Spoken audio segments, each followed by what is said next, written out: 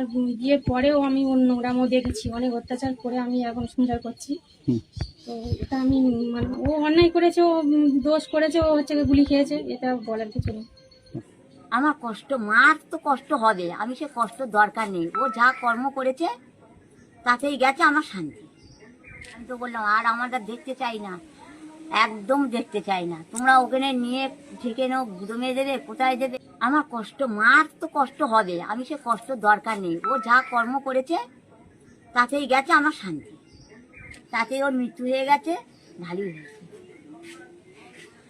আমার কেউ যাওয়ার নেই, আমি যেতে পারবো না, মৃতদেহ আমি আনবো না। আমি তো বললাম আর আমাদের দেখতে চাই না, একদম দেখতে চাই না। তোমরা ওখানে নিয়ে ঠেকে নাও, গুদমে দেবে, কোথায় দেবে, ফেলে দেবে, দিয়ে যাবে, কেউ যাবে না।